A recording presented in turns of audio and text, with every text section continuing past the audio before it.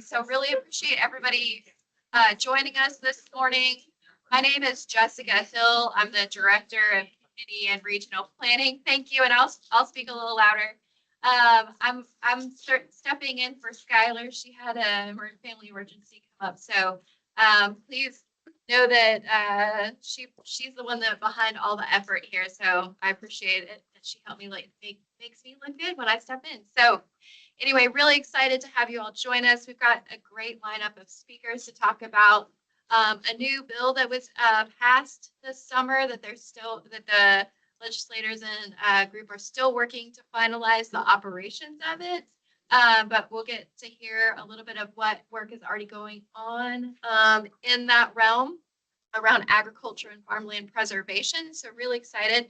But what we're going to do first is just do a quick round of introductions so everybody knows folks in the room, because I know we've got a few more faces in.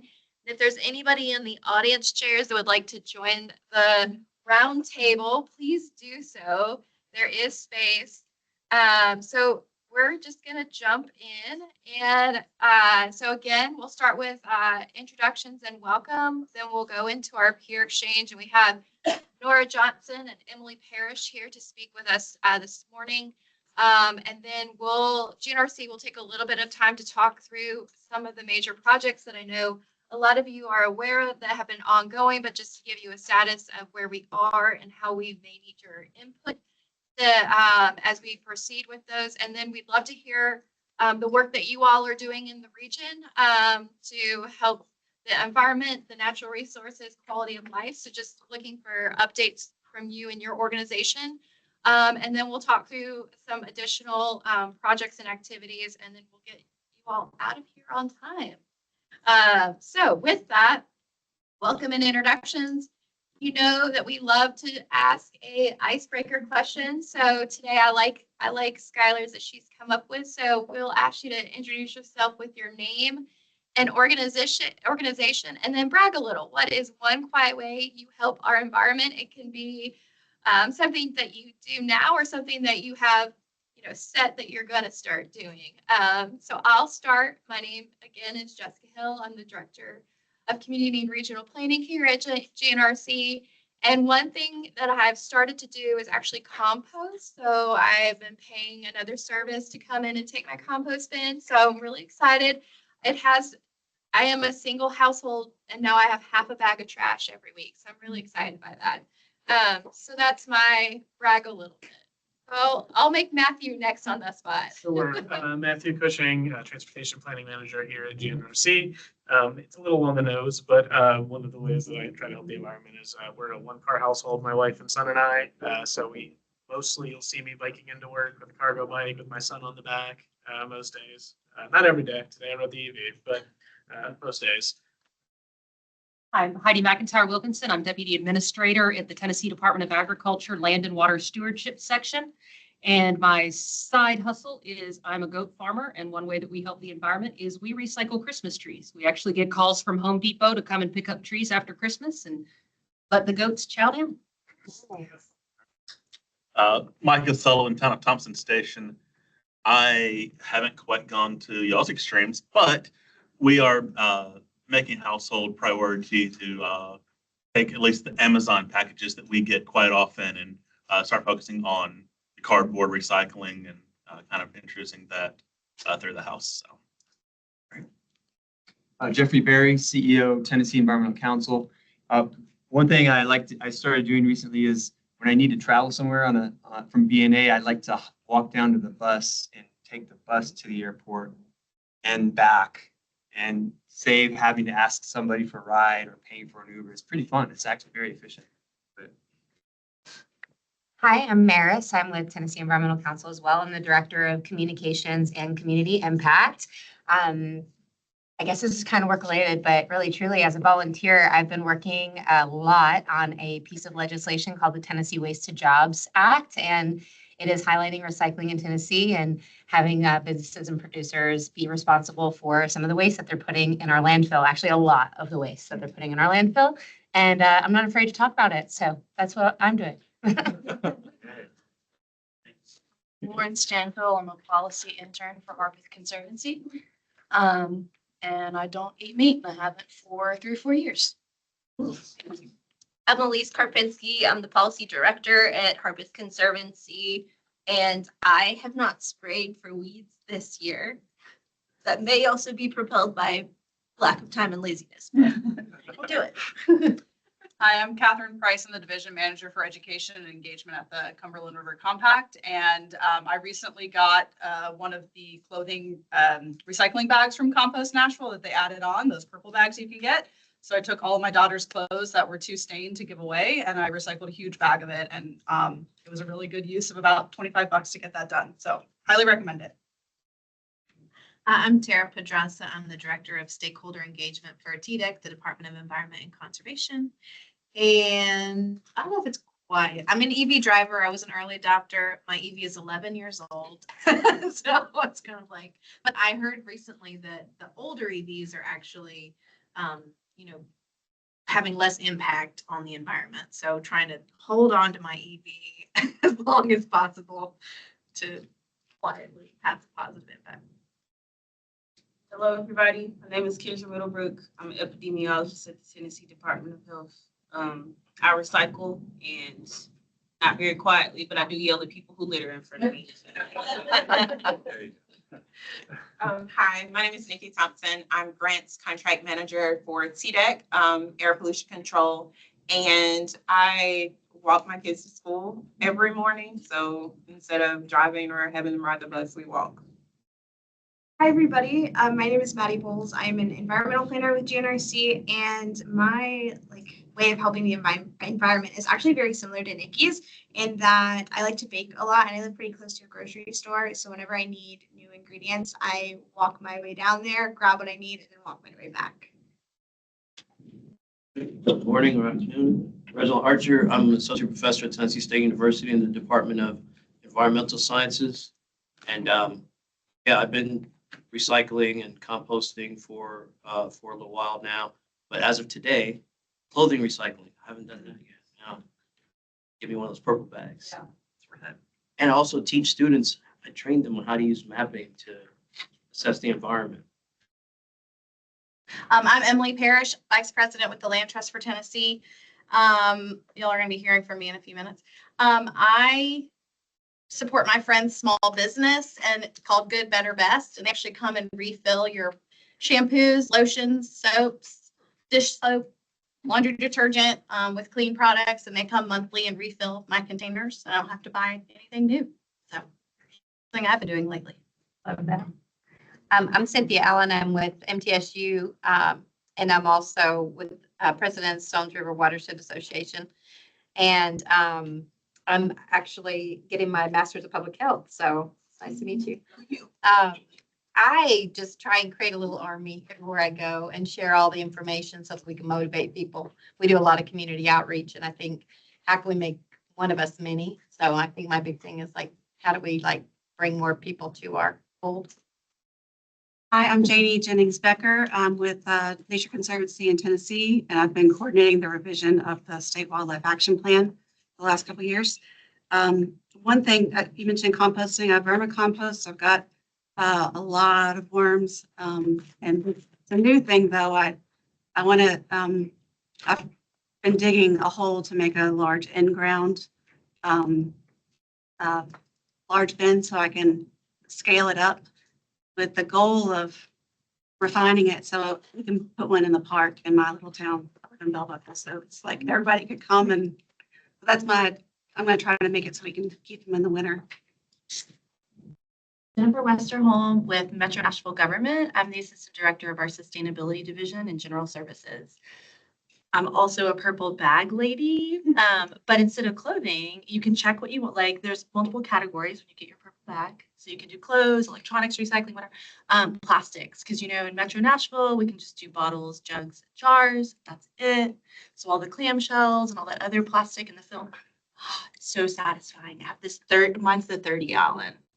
And it fills up in 5 weeks, which is really kind of sad, but also very satisfying to keep all that out of the landfill. I'm Todd Lawrence with Urban Green Lab, Executive Director. We are big fans of Buy Nothing, our Buy Nothing group in the neighborhood. And we start all of our purchases with Facebook Marketplace and should begin there. My name's Russ Van, Bushy Trade, and I am with the League of Women Voters. Used to be chair of the Environmental Committee, but I've to pass that on to the next generation. But just enjoy being here and sharing with y'all. I host the Hillsborough West End Neighborhood Plant Swap twice a year, which is coming up this Saturday, and it's fabulous. You can come if you have things to share, you bring them, and if you don't, you just come take what you want. And it's really just a fun neighborhood event, but it's expanded to all over Nashville. So I welcome y'all. If anybody's interested, let me know after this, and I'll give you some information. All right, go ahead. Hi, so I'm Nora Johnson, and you'll be hearing from me in a little bit as well, but I'm with the Tennessee Department of Agriculture, and I'm getting married in a month, and so I've spent more time on Facebook Marketplace than I care to admit, trying so hard not to buy things from Amazon. My name is Bill Harpel, and I'm from Clarksville, Tennessee. I work directly for Mayor Pitts, oversee suicide prevention, sustainability, recycling, and then anything else that hits mini desk over that side of it. And I was tickled when he asked me would I mind coming up here. I said, no, I'll be out of the office all afternoon. So we try hard. We have high volumes of all three things that we talked about. But it's nice to be here. Thank y'all for what you're doing. You have a quiet brag? What's that? Do you have a quiet brag Quiet brag. on what you do to help the environment? Well, make sure the cardboard gets picked up on the time. I tell you, if it wasn't for IT, we wouldn't need cardboard recycling. They ship everything in cardboard. And you can tell budget year in. We push real hard. We visit with Fort Campbell a fair amount. They've got dumpsters scattered through all of Fort Campbell.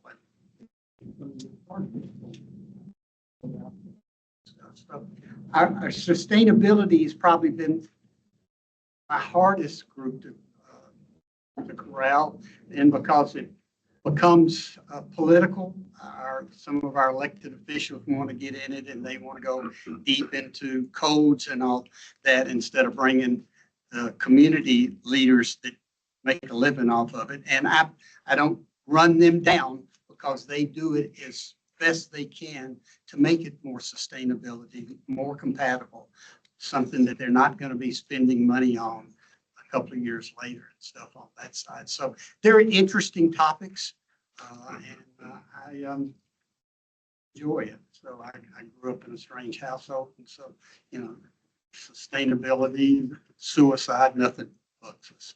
So, but it's nice. Hi, my name is Lauren Gaines. I work with Jacobs. I work with municipalities on transportation projects and help them go through the environmental process. And I guess my brag would be that it's very unusual for my generation, for most of us, that I walk a lot of places, most places. And I'm happy to learn more about the different things today. Didn't know about the purple bag, so I've made myself a note to look into that. But just here to learn a little bit more about the community and that process. Chandra Rajcombe. I am the TDM planner for the National Connector Program. Also do a lot of outreach trying to get folks to be more sustainable in their transportation and travel behaviors. My humble brag, and there are some friends in the room, is that in 1 week, I am going to hit 50 states. And I've done most of those by using transit or public transportation. Hi, my name is Megan Matson. I'm the program administrator for NDOT's program, Nashville Connector. And the whole purpose of our program is to reduce emissions by promoting sustainable modes of transportation. So I try to bike when I can, walk when I can. Originally from Minnesota, and one of my parameters for where I chose to live was making sure that I was able to bike and walk to and from work, and also kind of just throughout the city. So I try to do that, and then I also like to thrift. Dennis Molina. I'm the grant coordinator for the town of Smyrna. So I'm new, just moved here 4 months ago. So I'm trying to make it a little bit more walkable, make it kind of that way. A little brag is probably that my office and my bed is probably 50 feet apart, and that was on purpose. So I don't have to drive anywhere because one, I hate transit. I want to reduce footprint. I just got my first EV, so. Todd Spearman, Assistant Town Manager for the town of Smyrna. Mine is be informed, get educated, and get involved. That's kind of my little quiet brag. And I've drugged Dennis up here because we have a passion to protect our waterways. And we're looking at different zoning opportunities that we have to protect our waterways and stuff. So getting involved, getting educated. Yeah. All right, jump back to Taylor. Hi, I'm Taylor. I am a intern with GNRC in the Community and Regional Planning Department. I specialize in disaster management and or emergency management, disaster science, recovery, response, resiliency, anything under that umbrella. My quiet brag is that my husband and I have 3 boys, so our grocery bill got really expensive really fast. Therefore, we shop local. We try and get all of our meat products from local farms. It's just the most cost-effective thing for us, and it's beneficial for the area. Hi, I'm Hannah Shealy. I'm a GIS research analyst here at GNRC. And my quiet brag is that I always have my reusable bags on me. So wherever I go, I try not to get any grocery bags or any plastic or anything. Good morning, Pete Westerholm, Director of External Affairs here at GNRC. I would say one bag is that I sometimes pester my coworkers to recycle their cardboard boxes. So I'll extend that to you all. Say after today's lunch, dump your non-recyclables into the trash and place your cardboard boxes out on the counter, and they will be recycled. That wasn't very quiet, Pete. But thank you for the reminder. Yes, now I don't have to do it at the end. Hey everyone, my name is Delaney King. I am an associate attorney at the Southern Environmental Law Center. And I get a lot of flight anxiety, so I don't fly very often, which I think is helpful. My name's Ellen Hurd. I'm a historic preservation planner at Jacobs Engineering. And I would say mine is that I'm very concerned about the impact of AI data centers on the environment. So every time I Google search, I put in -AI, so it doesn't run the AI search. Oh, I didn't know you could do that. There we go. All right, Tom. I'm Tom Fox. I'm the Public Transportation Coordinator for GNRC. In addition to promoting public transportation in the region, I haul my glass bottles to the convenience center on a regular basis. Hey, I'm Daniel McDonald, Director of Transportation Infrastructure here at GNRC. I guess one little thing I did was turn my 1.5-foot planter strip on my sidewalk, full sun, very dry, into a wildflower garden.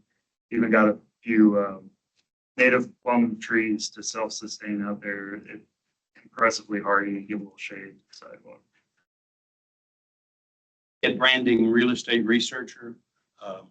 Some of you know me because I go to meetings for it.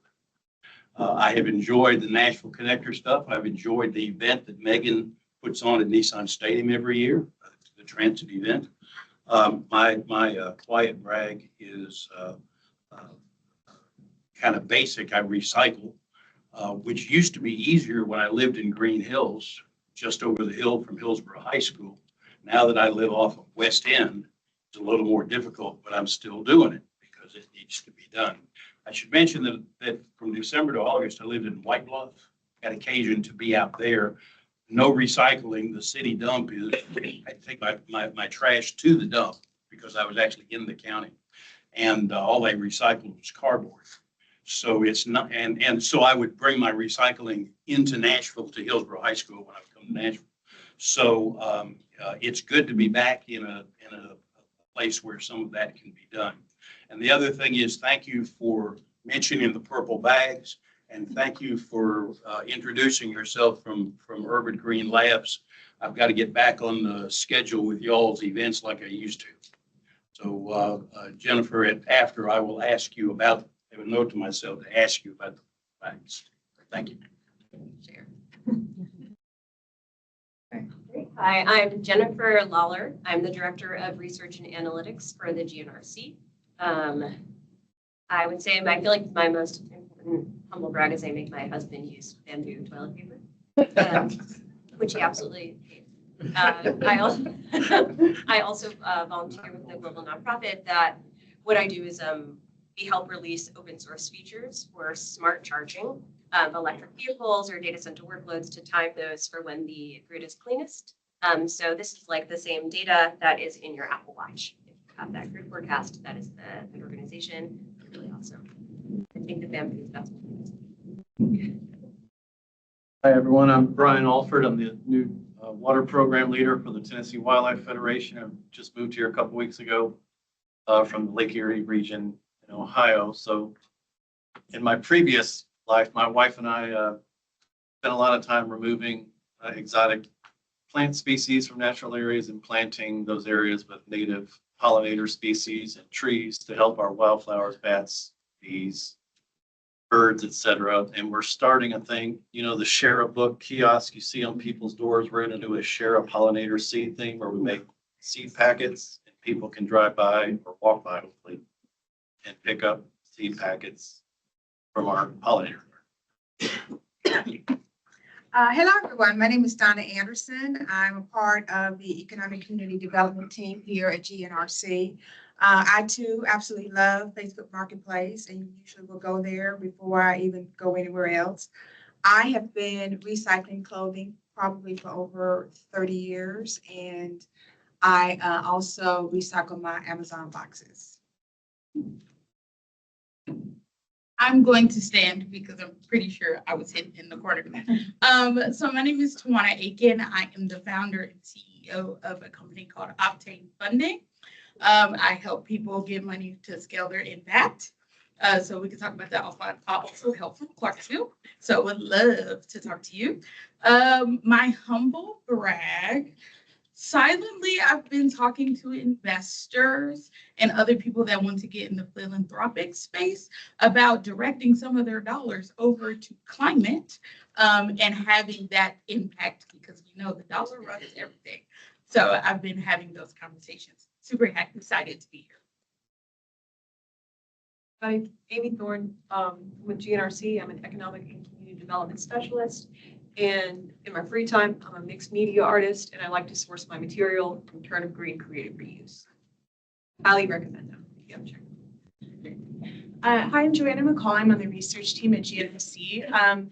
Recently become obsessed and horrified by a lot of invasive species, both flora and fauna. Everybody should look up what to do if you see those freaky hammerhead worms anywhere. But I have been doing treatments on some tree of heaven on my folks' property that borders some of their neighbors. So trying to get that under control. If you look that up too, you'll see them everywhere.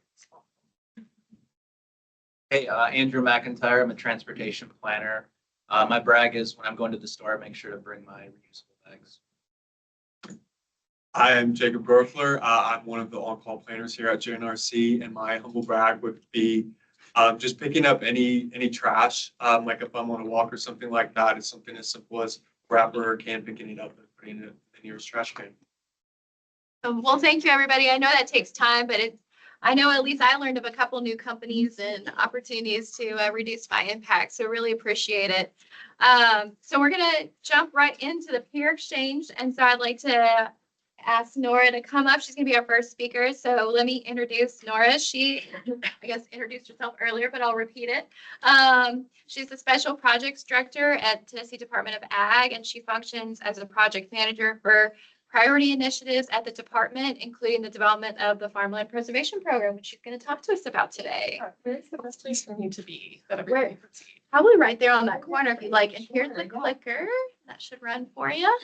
Well, I'm really excited to be here. This is my first time meeting with this group. So thank you for inviting us. And I love getting to meet with people in different spaces outside of our typical stakeholder group. And I think a lot of you talked about things today that may not seem like agriculture, but definitely are agriculture, even just if you are getting out of a cardboard box, or if you drove in a car that uses gas, or if you breathed clean air today. We consider you a stakeholder, so we're happy for the invitation.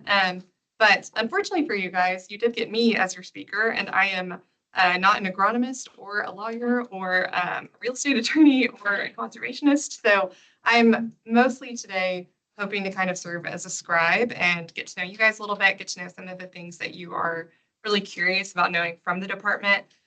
You'll notice through my presentation, this is a little bit of an awkward time for us to be presenting on farmland preservation because we are actively engaged in a rulemaking process for our upcoming farmland preservation program. And so with the rulemaking process, there are just a lot of checks and balances. And so we don't want to get ahead of our commissioner or the governor's office or some of our partners and talk to you about something that may or may not come to fruition. But the program certainly will come to fruition. It's just a lot of the nuances of it that are still up in the air. So would love to talk to you about it more in a few months once more things are set in stone. But just to kind of get started, a little bit about the department.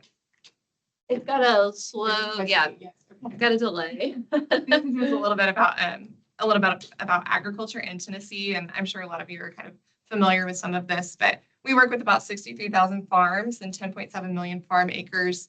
And forestry in Tennessee is actually considered an agricultural crop. So we also work with the forest industry and the 14 million acres that they manage in the state. And agriculture is actually Tennessee's biggest industry with about $103 billion impact each year. And so those are just kind of things that I think are interesting for you to note now, and you'll see in my slides in a couple of minutes why. But our top commodities are soybeans, corn, cattle, and calves. And something that we are really experiencing in Tennessee is the age of our primary farmer producer population is increasing. So the average age of a Tennessee farmer is about 60 years old. So just a little bit about farmland loss. I don't think it's a secret if you are from Tennessee or if you've lived here for very long that the character and landscape of our state is changing. I know there's some Smyrna people here. I'm from Nashville, grew up in Smyrna, and my parents' neighborhood when we moved in was a suburban residential area surrounded by farms, and now there is a farm that is surrounded by suburban residential area. So definitely a lot of changes, especially with some of the kind of unprecedented growth and immigration to the state that we've seen over the last few years. And so you'll see that the number of farms in 2017 was about 70,000. By 2022, it was down to 63,000. And then the average size of a farm is changing as well. And that has a lot to do with the consolidation of smaller farms into larger farms and people leaving the agricultural space. So you can just kind of see those show trends. This is from national census data, that the number of farms and the land and farm in Tennessee is decreasing over time. Since then, here we go.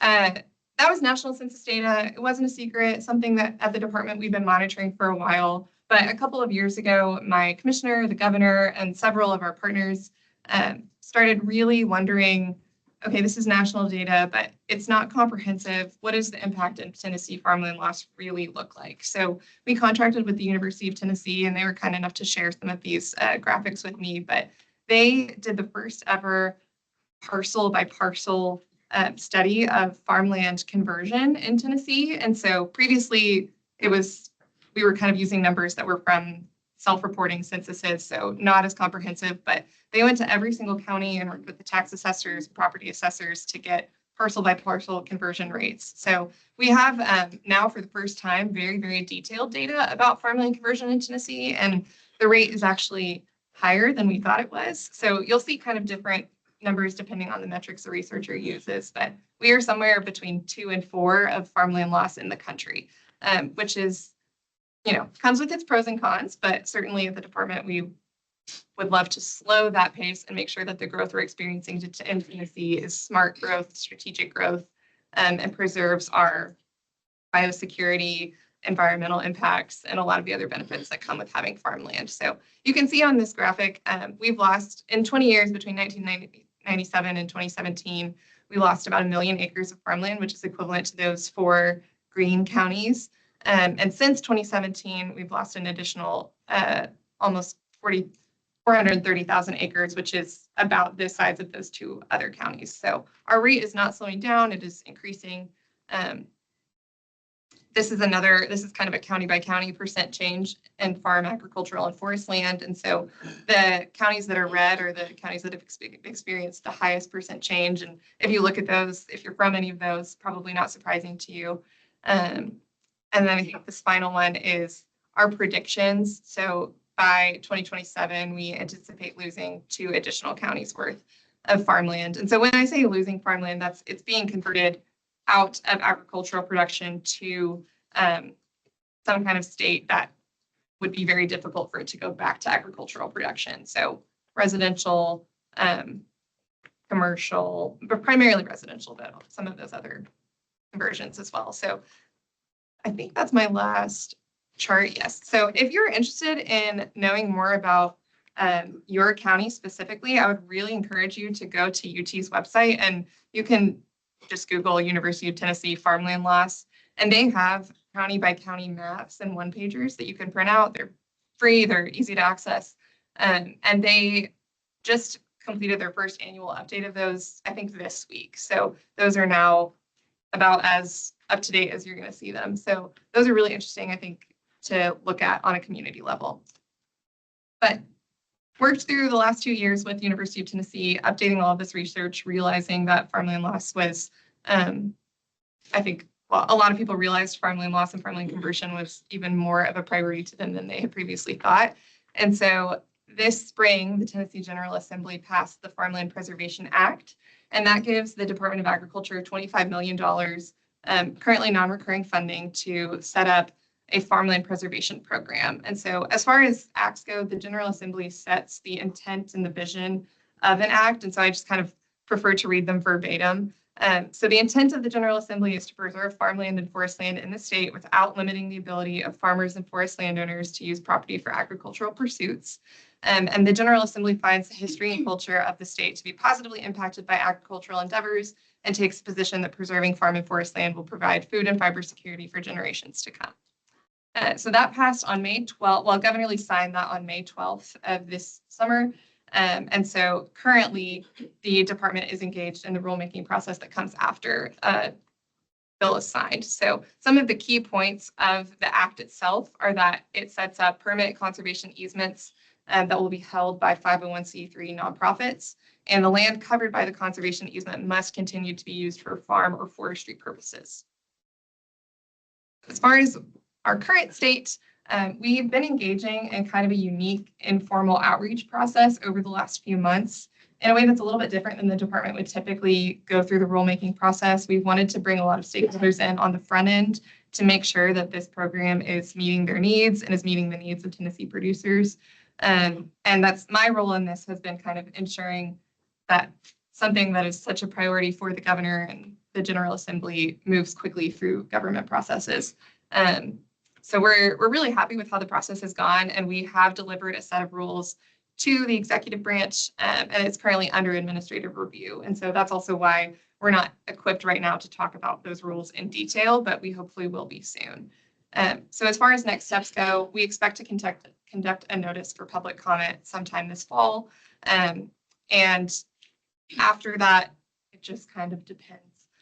There are a lot of checks and balances through the rulemaking process, but since this is a priority and this is moving quickly, we are really hoping to file a final set of rules during the first quarter of 2026.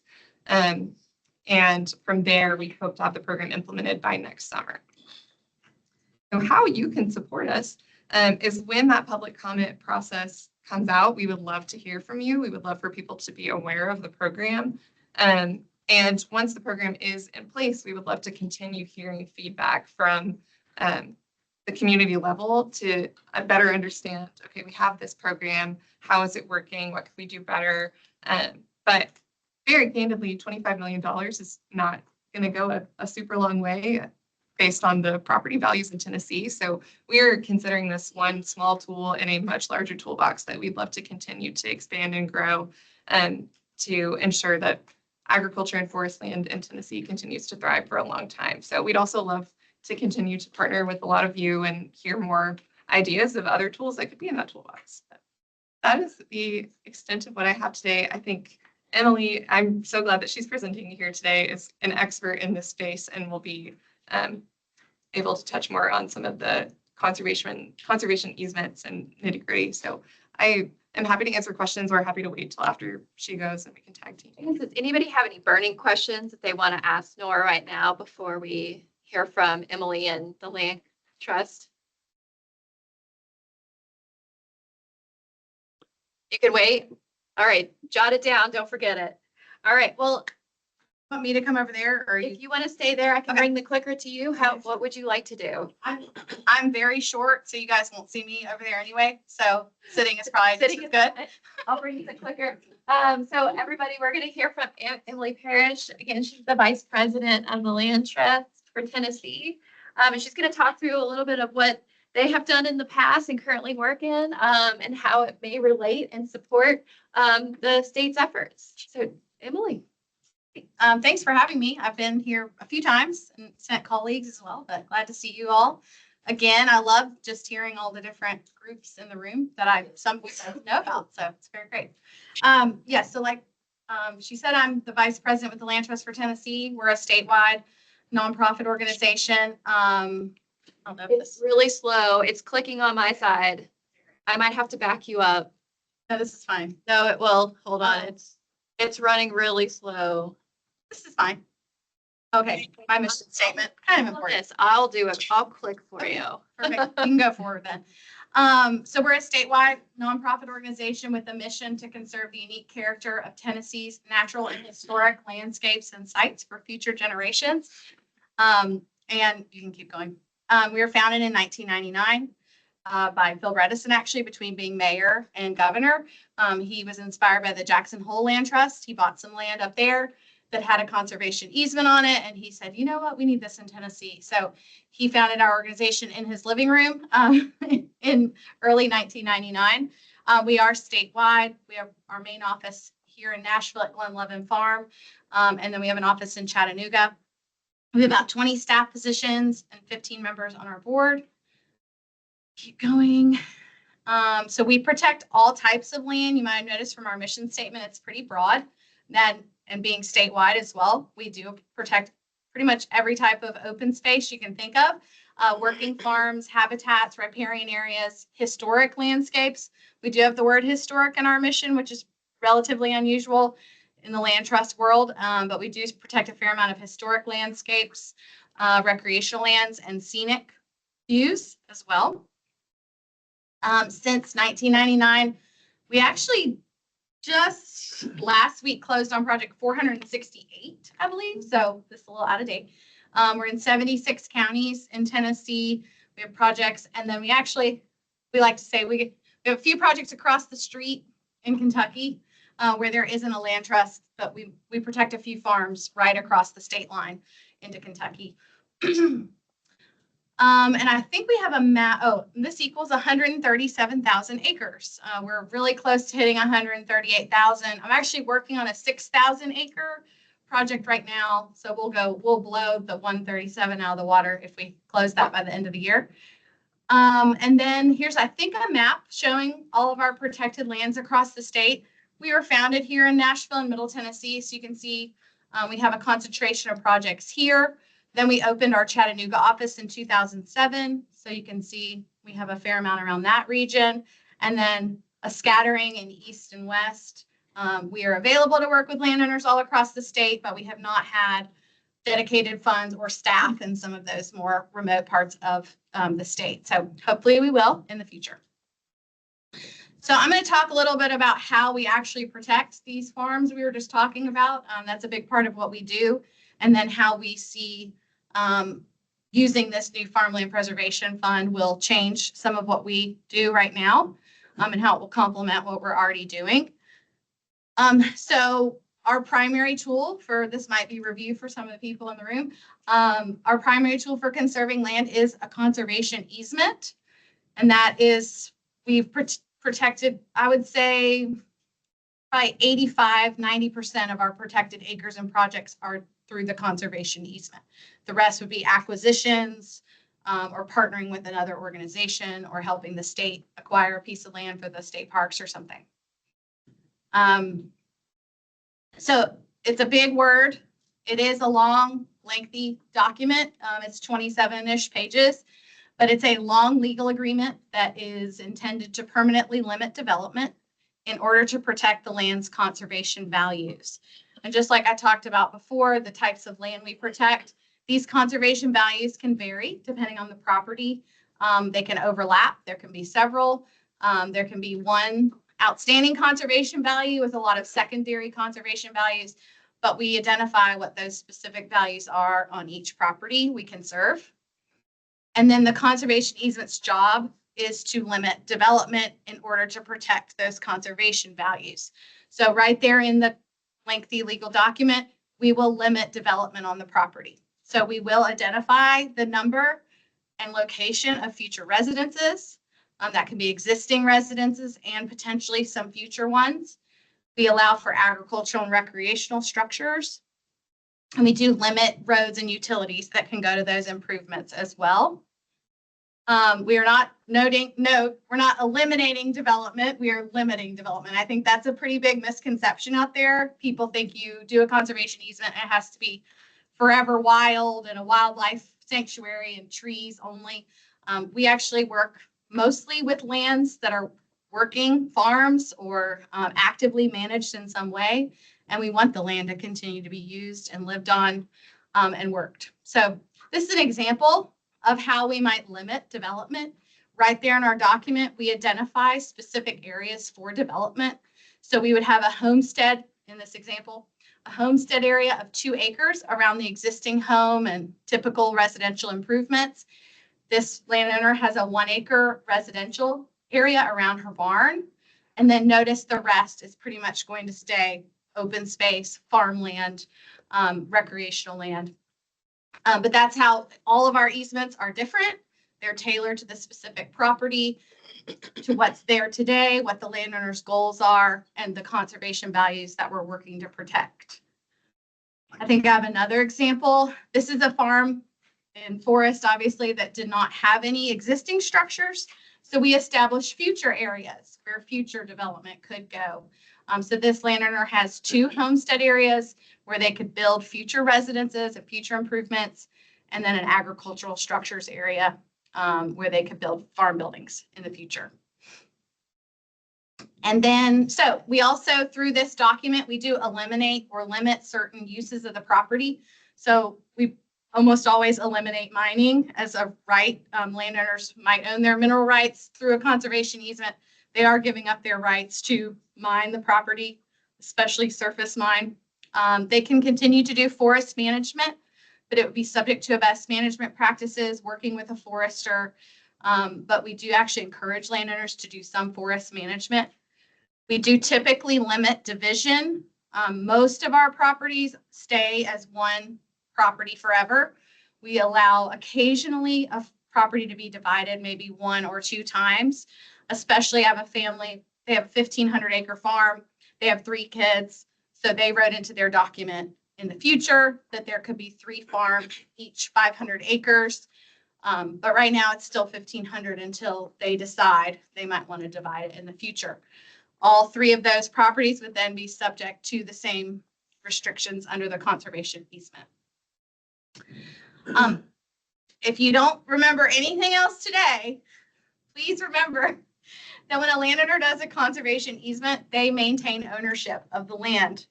That is the biggest thing we hear. Oh, so-and-so gave his farm to the land trust. No, they're still the owners of the property. They still manage it. They still pay their taxes. They still get insurance. They can put up their no trespassing signs. All they've done is restrict the land to keep it from being developed. So they're still the owners. They can still live on it. As you can see, they can still build. Keeping it private, they can sell it. It would just be sold subject to the conservation easement. It could be passed on to heirs in the future as well. And why people choose to work with us, first and foremost, we work with people who love their land and don't want to see it developed when they're gone. We do permanent conservation easements. The intent is that these exist forever, which I know none of us can really wrap our heads around. But people like the peace of mind. They like to be able to tell the developers to go take a hike because they've protected their land. They like the flexibility, the idea that it's tailored to each property. Landowners also don't have to protect their entire property. They can protect a portion of the property. And there can be tax benefits and sometimes estate planning benefits for families we work with. And I'm going to talk a little bit about that in a second. So our role as the land trust going forwards, our job is to uphold the conservation easement. So we do that through annual monitoring. We visit every protected property every year. If anyone wants to volunteer, we do have volunteers that help us because we are visiting 450 properties every year. We answer questions. When the landowner has a question about their conservation easement, we might have to approve or deny certain activities on the land. And then it is our job to uphold the easement. So if there is a violation of the easement, yes, we will be in court a lot in the future. We know that, but we can get into legal issues with the landowners if they violate the easement. But first and foremost, we try to maintain good relationships with our landowners so that they don't get to that point where they've violated the agreement. So this is a core piece. I don't want to bore everybody, but it does help explain how we're going to use this farmland preservation fund. So in order to come up with the value of a conservation easement, an appraiser is hired and they look at the value of the land before the easement. So what would it be worth today if we sold the property on the open market? They look at the after value.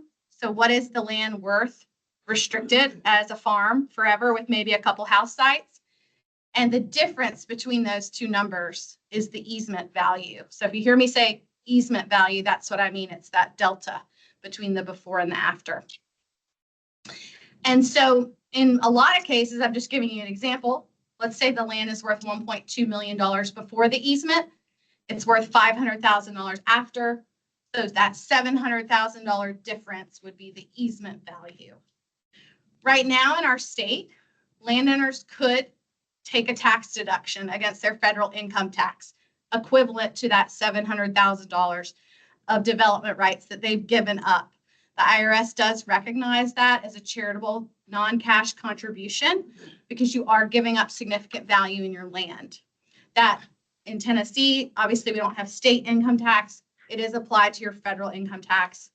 Some states, including some of our neighboring states, have state level credits as well.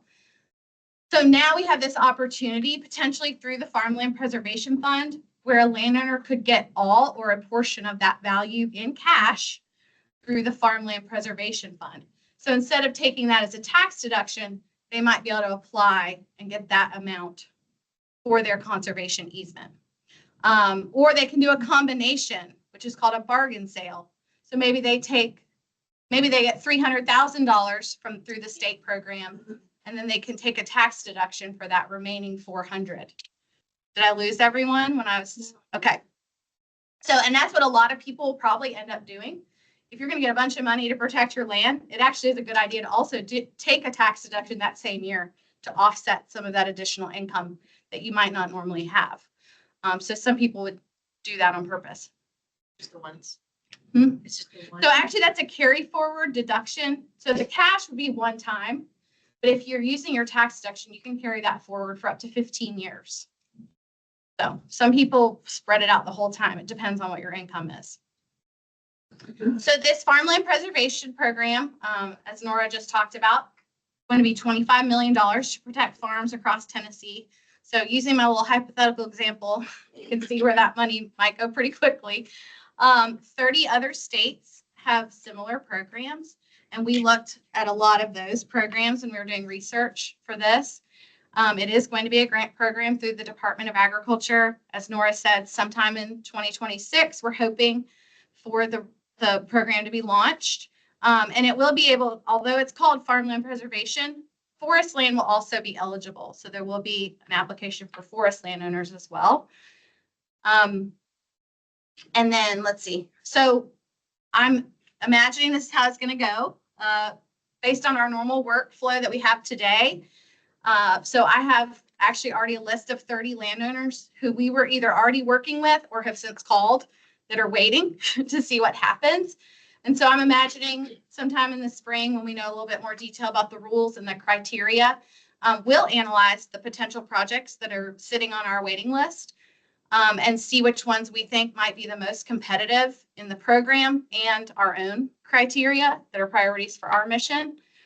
And then we would do some pre-application due diligence. So we always want to do title work, make sure we know who the owners are, make sure there aren't any strange liens or encumbrances or other issues we find. We want to make sure the landowner is comfortable accepting government money, because some, let's be honest, don't want to work with the government. And that's why they choose to work with us as a nonprofit. So there are going to be landowners who might not want to have the government money involved. So if we're all comfortable, then we would proceed with the typical project process. Again, we don't know the details of that yet, but we will. Most other states have a ranking criteria, maybe like the award points to specific things, and the highest ranked projects will get the funding. I'm thinking we'll have something similar here, but that's a lot of how the other states do that. So it might be acreage, prime agricultural soils, proximity to other protected land, development pressure, a lot of those factors that would give people points and then get maybe awarded that grant. We are going to be inundated with projects. I have a feeling we typically do 10 to 15 projects a year. This is going to maybe potentially double that. So we plan to hire a farmland project manager this spring to supplement our other project managers that we already have on our team. And I think that was all I had. So I know that was a lot. No, So that I'm was happy all to very answer any helpful. questions. Well, now is the time if you've got some questions for either Nora or Emily. Sure. The question, I had a question again, Reginald Archer, Tennessee State University. My question is related to the, you said there's a loss of land. It seems like the measurement is the land, if that's what you're tracking. I'm curious about other ways that people do agriculture, whether it's vertical farms or indoor farming or community gardens or those kinds of things. Are we tracking any increase or decrease in those kinds of agricultural endeavors? So as far as the UT data goes, they're really just looking at land conversion. So I think some of those things would probably fall into that, some of them wouldn't.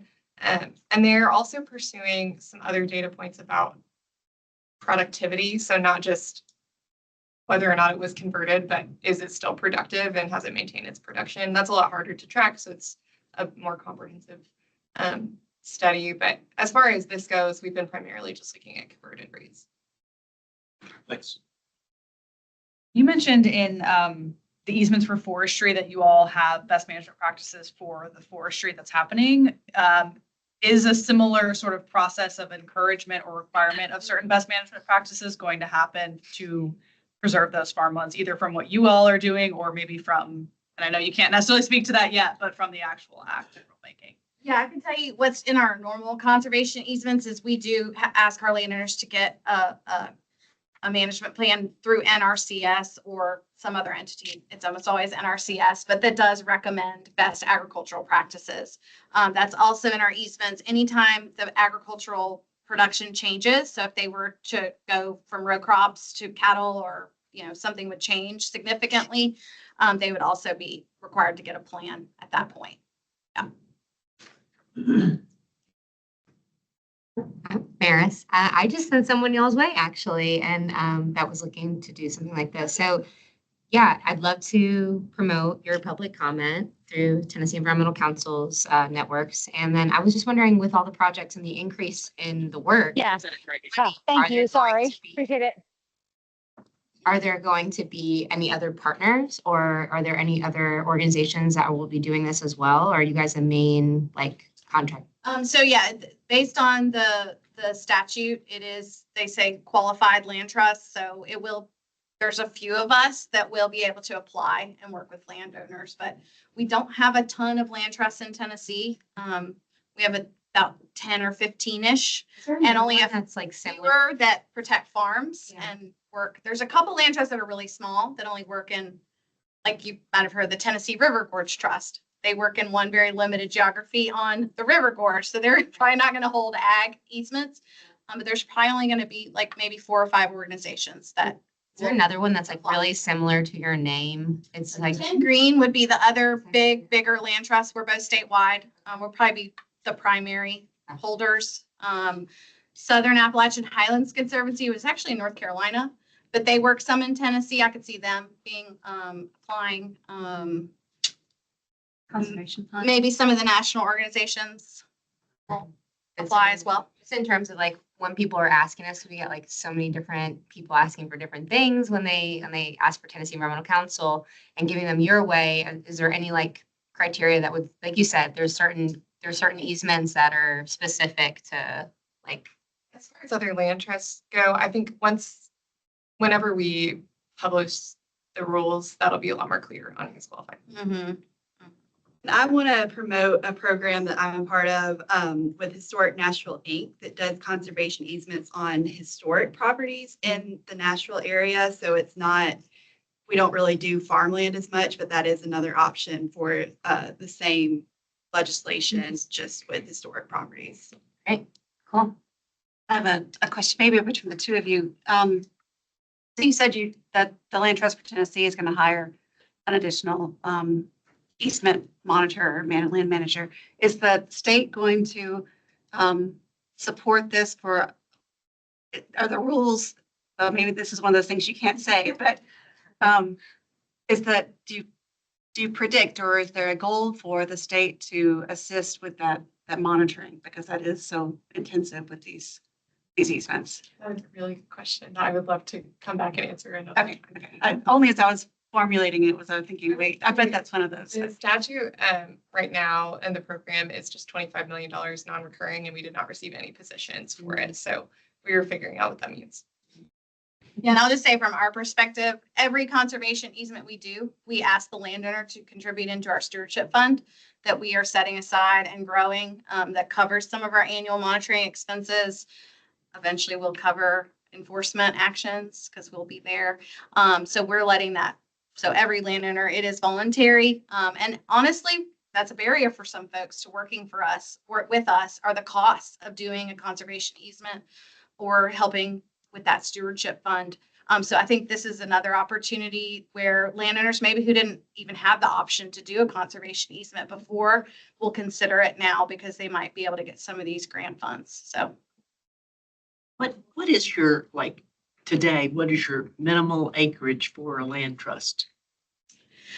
Well, that's a hard one. We are statewide. So actually my smallest easement is 0.2 acres. It's in the Germantown neighborhood. Some people might know Burdell Campbell. She protected her garden. We also have a couple of, please don't call me with your 0.2 acres though, because they have to be really, really, really special. But we have a couple Civil War sites with the Battle of Nashville folks that are pretty small as well. And then our largest right now is 4,000 acres. And I mentioned we're working on a 6,000 acre easement, hopefully by the end of the year. So everywhere in between, I'd say most of our farms are probably 50 to 200 acres. Would be probably our average size farm project. Piggyback off of that and ask how people find out about these and what the outreach is like. I mean, we try to get the word out. We go to events, we table, we speak to lots of groups across the state, the newspaper, social media. I mean, kind of the same way I'm sure a lot of you guys try to get the word out about what you do. Other landowners who've protected their land are our best advocates and voices, our partners with state agencies and things like that as well. Targeted areas, I'm sure, that you want to conserve. Yes, yes. So we have 10, we did a strategic conservation plan in 2019. So while we're still available to talk and look at projects across the state, we do have 10 areas, conservation opportunity regions, we call them, where we hope to be more proactive. And those might be the communities where we would invest a little more time in outreach and engagement on the ground, and trying to get to actually specific landowners who have very high priority land. And you can, on our website, you can read that conservation plan if you'd like to look at it. So. All right. Well, please join me in thanking Emily and Nora. Really appreciate it. I'm sure if you have additional questions, you can read. They'll be happy to answer them as they're able to.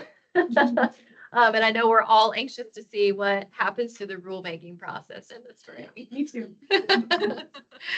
All right. I'm going to shift us into some other discussions around our, I'm sure you've heard this acronym a lot if you've been participating over the last 2 years here, the Climate Pollution Reduction Grant from the US EPA is literally looking around at reducing emissions and greenhouse gases. And so GNRC was a recipient of the MSA level funds. So 3 of our MSAs in Tennessee received these funds, Nashville, Knoxville, and Memphis. And then the state received a statewide grant, non-competitive grant to do similar work across the state. So we've got Nikki here who is helping to lead the state effort at TDEC. So she will also be able to answer the statewide effort as well as our area. So this was at the MSA level, which on this map are the gray counties listed here. Because GNRC has a little bit different of a footprint, those 4 counties on our west, Montgomery, Stewart, Houston, and Humphreys, we did decide to pull those into our study effort because they are part of our GNRC footprint. So total, we are through this climate pollution reduction grant looking at 17 total counties. One of the first deliverables was a priority climate action plan, which was due back in March of 2024. And so now we're in the comprehensive climate action plan, which is really in simple terms is we're looking at every sector and their emissions reductions and identifying targets and measures to address those emissions across every sector. Whereas in our first, the priority climate action plan, we did not look at every priority or every sector because it was a short turnaround time. So right now we are wrapping up our inventory of all the emissions, greenhouse gas inventory, and we'll be shifting into target setting and measures. And EPA uses the word measure in a way that most of us would probably call it an action. So what is on this screen right now is the requirements that EPA has set for their emissions reduction measures. Our comprehensive climate action plan has to have a measure that addresses all sectors. So EPA recognizes 7 sectors: industry, electricity generation, transportation, commercial and residential buildings, ag, natural and working lands, and waste and materials management. I won't list out every category that each measure must do, but essentially it's kind of like a SMART goal. It needs to be measurable, identify implementation schedule and milestones, your partners and agencies that are going to take the lead on it, if you have authority to implement it or if not, and then assessment of costs. So it's not like a simple, like lofty thing that you haven't figured out. It needs to be very specific, that you need to know how how this measure or action will be put in place. So with that, GNRC has built out, I think it's at maybe 80 different actions. In our primary, in our PCAP, we had, I think it was 12, to give you a sense of the difference. And what we would like your help to do, and this is in a handout, and also this is only the transportation sector and only one strategy. So we're approaching it from a strategy which is more of like your lofty objective level. And then the actions is what EPA kind of recognizes as the measure. So like that specific action, whether you're a household that wants to invest in energy efficient windows or upgrade your insulation, we're looking at that very specific level of action when we talk about measures. So for transportation, this handout is an example.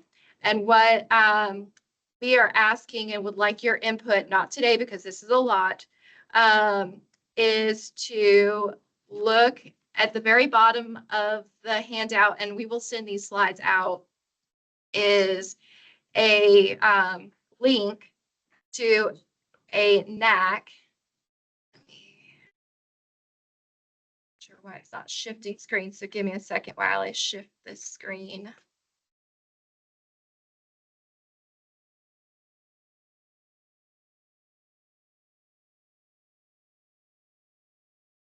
So it will require you to sign up. It'll pop open this window, and you can just create a email, use your email address, create a password, and then you'll sign in. Luckily, I already signed in. And so this is a database, an online database of all the draft actions and activities that we've identified. So the activities are listed in this first column after the ID. The type, so again, action is a measure, strategy is an objective, so some of these nest. If we can identify a specific audience, we know some of these actions may be undertaken by governments. They could be private businesses, but they could also be households. So we've tried to identify each of these actions based off an audience perspective and then by their sector. So this is all in this online database. You can review this if you have a thought and are like, man, I can't believe they missed this huge significant gap. You can make a recommendation to add an activity.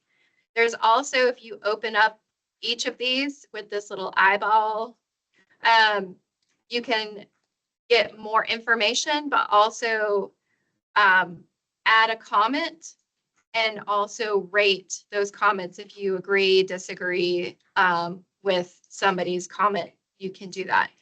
There's also ways to sort and organize using these top tabs. So you can look at sectors, you can look at the audiences, and it will organize them, all the activities that we identified as a household activity. So all of that to be said, we would really appreciate your thought and feedback on these actions to help us narrow down to our top kind of activities that we want to put into our climate action plan, because 80 is a little too much. I think we need to be more, prioritize our efforts here. So we would like your thoughts on what you think would be most palatable to both homeowners, but also to governments and businesses in our region that will achieve those emissions reductions. So that is my ask of you all today to help support us in this planning effort. We will send, again, the slides and link to this information out after this meeting. And if we could get input back by like October 15th, mid-month would be ideal. And I see a question. How many are you aiming to put in there? We don't have a set number. It's more around what do you think will what are the actions that will achieve the most emissions reductions? And looking at it from both what can households do, private citizens, to what government and businesses are capable of doing. Thank you. That's a great question. So we haven't predetermined a set amount, but we know 80 is too many.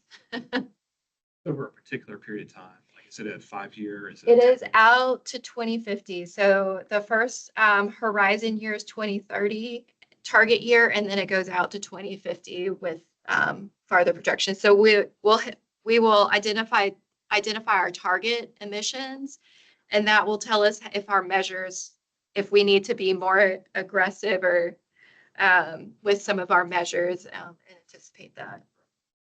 Yeah, that's a good question.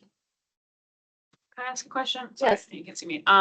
So I heard you say, greatest reductions desired for the final measures, but also, what's going to be palatable. So is there a balance in terms of like, there could be a big win that's harder to implement? Yeah, I think we want to know both. If there's something like, man, if we could just get everybody in the region, White Bluff included, to recycle and reduce waste going to landfills. that would be a big win from an emissions from landfills. Is it palatable? It's a little bit harder, but there's support at the state level because the state has set goals to reduce solid waste going into landfills. So some of these there's going to be a balancing act. Yeah. All right. Yes. I just had two quick questions. At the sustainability conference, they brought up the particulate matter and some of the counties that are starting to increase and get close. Somebody may want to already comment on that, but so is there a target area, especially to try and keep those down in those areas where we might see the particulate matter increase? That's one question from a strategy standpoint, I guess. And then two, I can imagine the challenge with all the new generators and the data centers and the air quality permits. The increasing load that is probably coming to, and do you already have an idea around that? So I'll answer your second question first and then go back to the first one. The second question is really more, so TVA did a strategic plan. I think they wrapped it up about a year ago. And they have identified their path forward for continuing to serve their region with power generation within our region, because TVA is the provider. We have to rely on what their goals are and how they're going to manage power generation and the fuel sources they use. So we don't have a lot of control over that. So we're looking at it more from an energy efficiency in buildings and usage standpoint versus the generation of it and where the source of that power. As for the second sector around the particulate matters, we don't have a strategy that's location specific to address those. But a lot of it is around transportation corridors and heavy freight. So we look at in our region, transportation is the largest emitting sector. So that we'll have probably more actions related to transportation for that reason. Did you have another question? Yeah, there's so many plans out there. So I'm just curious, the vision of GNRC and how you see this plan being used, implemented, celebrated moving forward once it's done. Because I just want to make sure we're using it. Yes. Yeah. So our intent is to make this a public facing plan, which is so where the organization will probably be around the audience. So making sure that homeowners have a specific, a clear path on how their part will play into it, and how governments and businesses. So we're approaching it from the bottom versus from a top down look. So that's one way we're hoping to make sure that it doesn't just sit on a shelf, but make it useful to every individual. And the emissions that you're counting by industry, right? Because you're looking at, are those scope 1 emissions? Are they scope 1, 2, or 3 emissions? Is it any emissions? That is a question I don't know the answer to, but I can look into it. Just curious how in depth they're going in terms of. So our base year is 2019, before the pandemic. So we're using publicly available data. We're not putting up no monitors have been installed, so anything like that. So it's all publicly available data. But I can follow up with you. Yes. What consideration are you all able to give or like balancing for, because there's a lot of EV on the list and that makes sense, but for the power provision of that level of power, because I've heard nightmare stories about especially like semi-truck EVs and how it's not plausible essentially. So we're looking at every action right now, and then we'll trim to the ones that we think are, again, most palatable to the region and will have the biggest impact. And I think, as somebody mentioned, I've seen studies that say the data centers are actually way worse from a usage standpoint than a lot of EVs. So I think it's a balanced approach. But again, TVA is the power generator and they select the source, the fuel type that they're going to use. So from GNRC's perspective, we're looking at the end user primarily. All right. Listening to all this, how do you plan to partner with like TVA and the other groups to actually implement this public facing situation? So, yep. So each one of the actions, we have to assess its ability to be implemented and its authority to implement. So we are taking a similar approach to the Tennessee Department of Economic Conservation, TDEC, TBERS initiative. And it's more around volunteer, like GNRC is not an implementing agency. We are going to rely on other agencies and individuals to implement. So we'll be looking from it that approach of we cannot regulate. We are not regulating anything. Yeah. All right, one quick other last question. So on the data centers, what we've been hearing, I don't know how accurate it is. I just had twofold with the nuclear coming and the state's direction on bringing that forefront. How will that play into the overall emission strategies as far as power? We probably won't know for a long time, so that's kind of tabled, but just as a comment. But with the personal generator use outside of TVAs and those individual air quality permits, that'd be more of a business and industry? Are you talking about like when power goes out or just their use of backup generators? The use of backup generators? I don't think we're going into that level. Those are not a primary source of, they're temporary in nature. So I think it's more on relying on the standards of construction and their air quality controls as they're produced.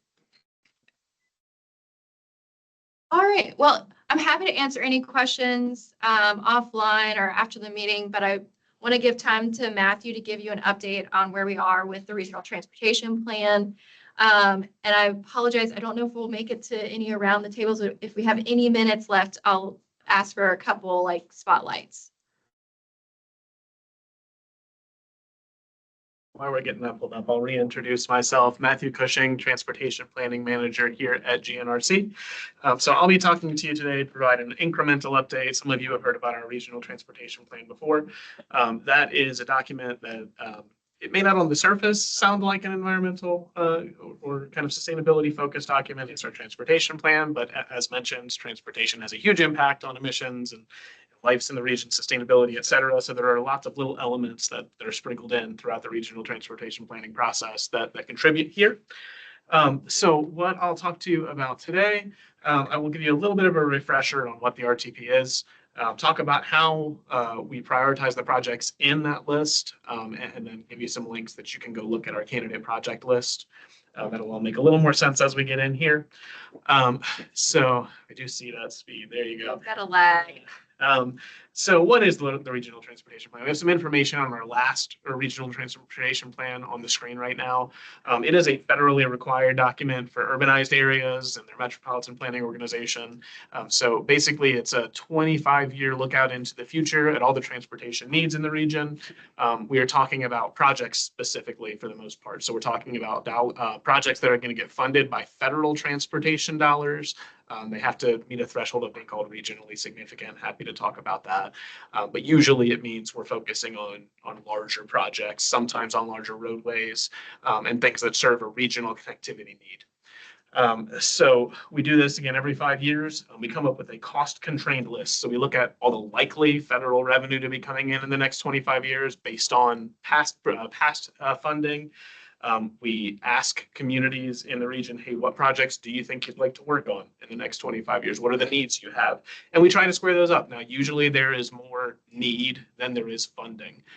So there's a cost constrained list. We do score projects and we kind of put them in certain horizons to say when they're coming, basically. So the whole goal is to say, how do we serve the whole bunch of needs in the best way we can with the limited amount of money? So that said, where we are in this cycle, I won't read every bullet to you here, but essentially one of the core elements of the plan is a project list. There's a lot of other stuff that goes into it as well, but a lot of people really want to see the project list. The way we get that project list is we ask our partner communities in the 7-county MPO region, please go ahead and submit your projects into an application database. We then go to our policy board and adopt a framework that we'll be using to score and guide our policies here. I'll show you a little bit about that scoring in just a moment. Then we're down in September now. We're really at the last round of tweaking that project list. And then in the next few months through March, we'll be getting the full plan document. So all the text, all the supporting documents, all the principles and goals and things that'll be shown there. So that's to say you'll see some kind of votes on this document at our transportation policy board in the next few months. So stay tuned there if you are interested. A little more detail. So a lot of the policy document itself is drafted internally, but like I said, that project list is very largely a partnership with our jurisdictions in the 7-county MPO region. So they submit those projects, but then we do 3 rounds of county workshops to make sure we're getting that project list right. So these are meetings with partners across each county. There's been 2 so far and 1 happening this week and next week. The first round was in April, and that's mostly to just check that we've got the details of the projects right. In round 2, we show our preliminary scoring results. So that happened in the last couple months. And since then, we've been making tweaks to projects based on scoring outcomes. We've done a qualitative scoring review. So a lot of the scoring is geospatial. We have it in a map. We pull layers, environmental layers. We pull layers about things that need to be mitigated, risks to the environment, things like that. Also more transportation metrics like congestion, things like that. And we have recommendations on the projects based on those. So now we're going to that final round in September to show that list to the communities with all the changes made and just make sure everyone's on board with the approach we've taken to scoring and prioritizing the projects. They're coming up, they're online this session. They're really generally going to be county or city staff that are attending these, but let me know if you want to hear more about any of them. I won't go too far into detail on the scoring process, especially given the limited time, but I mentioned, talk about how we score. So it's a policy framework. It is posted on our website. It has a lot more detail, but it breaks into the 6 scoring categories that we use. So the highest category for any project is roadway safety, and that's been supported by the board for the last 2 cycles. But there are other things like state of good repair, congestion management, economic opportunity, minimizing disruption, and alignment with other plans. I'll say on the surface, the minimizing disruption is the most obviously environmentally related. We're going to be looking at those, the mapping to see is this project going to be in an area where there's an environmental risk, and what do we need to do to manage that? But of course, things like congestion management and safety, they both have certain, if a project adds sidewalks, if it adds bike lanes, if it adds transit infrastructure, it's probably going to score well on some of those categories as well. So those aren't environmental categories per se, but they do have some sustainability metrics that are embedded in there. This is just to prepare you. I'll give you a link in a moment. We have a second round project list. When you're looking at that project list, there's going to be stars beside each project, and they mean something. I'll give you a real quick overview of what that means here. There's 1 of 5 category rankings. The 5-star projects are consensus priorities across the region. Like an example, we'll see if this is improvements to the downtown loop. That might not have been submitted by a partner agency, but we do know that it's something that people would like to see move forward, even if they may not be the one sponsoring it. 4-star projects are projects that were in the last plan, basically, that have some sort of funding already committed to them. We're not going to pull the rug out from a project that already has funding. So we carry those into the next plan. And then really where most of the weighting is those bottom 3 stars. So any new projects that have not received funding prior, they get scored compared to each other. And the most competitive are the 3-star, the least competitive are the 1-star. So given time, I won't spend a lot of time, but right now we're just under 400 applications, about 13.5 billion in funding requests. Largely roadway, that's not surprising. I will say when you see roadway, that can include lots of different things. So if there's like someone installing a multi-use path beside a road, and while also doing some roadway improvements, that will fall into the roadway category. So these don't break clean and easy along those lines. But you'll see that there is transit greenway projects there as well. There's no way that I can go through the 400-ish project list with you all at once. But there's a link at the bottom of the screen, gnrc.org/app/2050 RTP. That's going to give you our project list, and up at the top, there's a link to see the second round. Let me see the phrasing, draft priority list, second iteration. That'll pull up this PDF. You obviously can't see the details here, but broadly, it's going to have a project ID, a name of a project, who submitted it, really high-level project name and description, relative scoring, those tierings, you'll see those stars there. And then you'll see a bunch of colorful checks and minuses. With this many projects, we don't tend to show every numeric score for every outcome. We just find it's really hard to get lost in the weeds when you do that. So what we've done is we've taken a green plus means that project scores better than average on that category. A gray kind of equal sign it's right about the average for that category. And the red minus means it scored less competitively compared to other projects in that category. So I think that may be that is my last slide. So I will say, go ahead, go look at that list. We're nearing the end of finalizing this list, but I mean, obviously, if you have questions about it, let us know. If you want to see tweaks to the project, contact the sponsor agency there. Let us know if you need help doing that. There may be a little time to do that still. But like I said, this will be getting adopted in the next 6 months or so, and we'll prioritize our financial decisions in the region for a long time. So we'd love any input there. Awesome. Thank you, Matthew, for making that fast. All right. We have 2 minutes, 1 minute before I hit my official time that I told you I'd get y'all out. Does anybody have any like hot topics, things that you are so proud of that you need to share, that you want to share with this group? Got a couple. All right. So it's kind of a request. One of our main focuses at Harpeth Conservancy right now is helping to lead the Duck River Watershed Planning Partnership through the Governor's Initiative. Grace Strange, our CEO, is heading up one of the 3 main committees. One part of that is conservation. And right now, we're in the last 2 to 3 weeks of getting together drafted recommendations to the governor. And land use planning in the Duck watershed is one big piece of what we're trying to make sure that we're adequately covering in these recommendations. So come and talk to me if you have any ideas, or send them my way. I'm the policy director. Find me on our website, Harpeth Conservancy. I did check your priority list. I know that the Lower Duck is on there. So anyway, yeah, just trying to connect and leverage all the expertise that we can.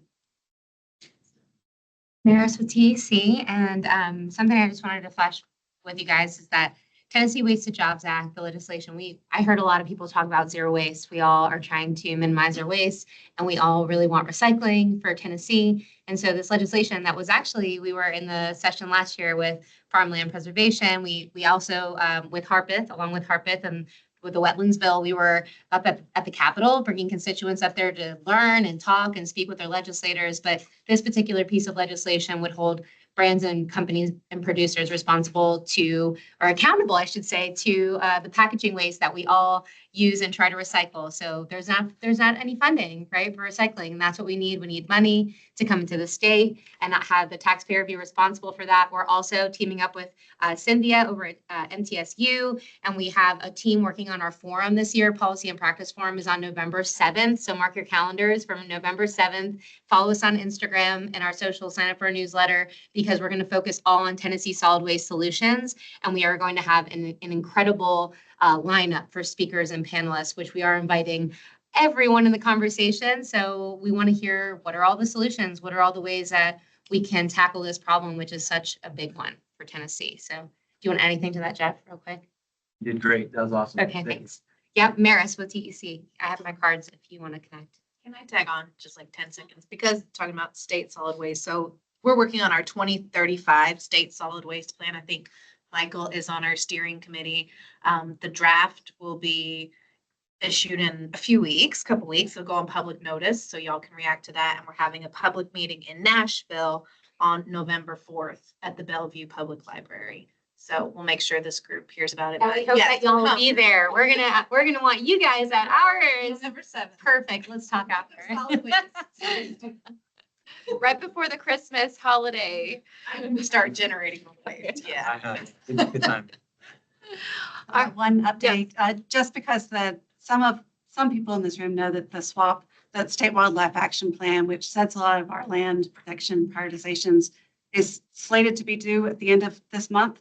We've requested a 75-day extension. So I just want anyone who is looking out for that, know that that should be coming official by the end of the year. And to piggyback on hers, the biodiversity summit is at MTSU on October the 22nd. If anybody wanted to go to that for TWRA, it's very cheap, $50. And the nutrient summit, unfortunately, I won't be at ours, so please go to the solid waste, but there will be a nutrient summit in Cookeville on the same day, 11/7, but regional waste is huge, so go to MTSU. Plug, I'm part of Burns Village Farm, Agrihood. If anybody has any interest, 35 miles west of Nashville, we're trying to create this community. We need 14 members. We have 9. This is the perfect setting for something like that. Y'all would love it. Well, I appreciate one more. Okay. Be on the lookout. The request for proposals for EPA Section 319 non-point source water quality grant will be coming out in the next week or two. Proposals are not due until December 1st, so you still have time. There are plenty of past and current grantees in this room that can help you through the process. GNRC is wrapping up 2 watershed-based plans in Williamson in the next week. And that will make our count, 14 watershed-based plans that give you an avenue to apply for these funds. So, Micah, did you have one thing? Oh, okay. With that, I will let you all go. I really appreciate your time and energy. If you did grab lunch, toss the contents in the garbage. You can put the box off to the side, and otherwise we will see you at the next meeting.